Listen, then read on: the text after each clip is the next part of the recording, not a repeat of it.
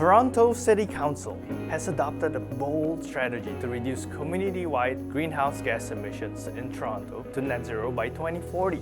It is one of the most ambitious targets in North America. And to reach net zero, more than 400,000 homes in Toronto must be renovated to be more energy efficient and to reduce fossil fuel use. The city is committed to providing support to help homeowners get to net zero.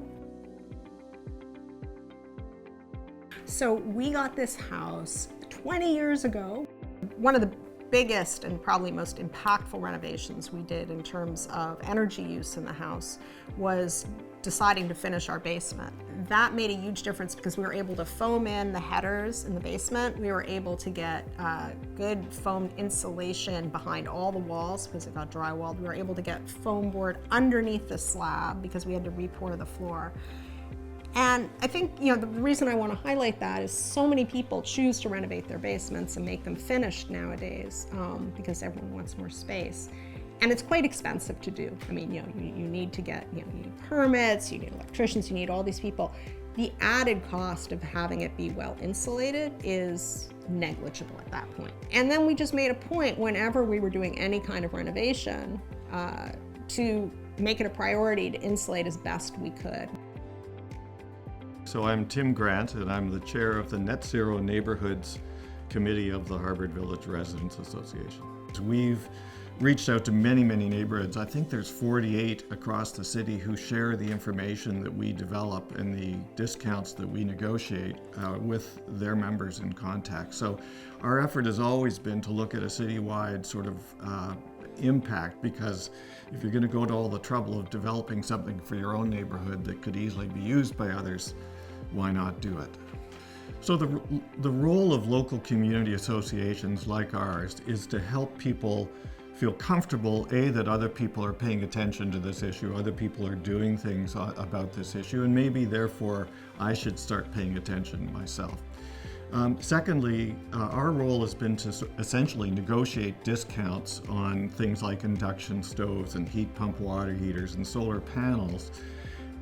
And we've known from past experience that when people see that there's discounts, a whole other group of people start paying attention because this is a time-limited discount. Others are taking advantage of it. There's a webinar coming up where I can learn more. I think I'm ready to do this. I've always wanted solar panels because it's just so neat. In addition to sort of putting a strip of panels on the very top of the peak, which like right now, and we're in May, they're getting beautiful light. They're getting so much power. It's wonderful. But in addition, there's a flat roof in the back, and we've got solar panels up on that, so those get light. So I was able to build sort of what they call a pergola. It's really a platform with panels on that, and that is able to get light even in the winter. And I have to say, it is incredibly gratifying. I have a little app you can look at on my phone, and I can see, like today, we're making more energy than we are using. We are feeding the grid, and that's just such a fabulous feeling. Your furnace will fail at some point. You will need a new furnace. So get a plan and say, when this fails, and I am going to have to spend money to get a new thing to heat my house, have the dominoes all lined up so you can get the heat pump in and you're not scrambling and trying to figure out what to do when in fact you have no heat, which is the worst time to make any kind of decision, right? So it's having the awareness, like if you have an electrician in and they're doing something else, have them run that line in so you are ready to get that induction stove, or you are ready to get that heat pump water heater. There's lots of distractions in people's lives. They have mortgages to pay, they've got kids' braces to pay for. There are lots of reasons why people don't have the money to do this, and most of the government programs require you to put your money up front and then get a rebate back, and that means lots of people can't afford to do that.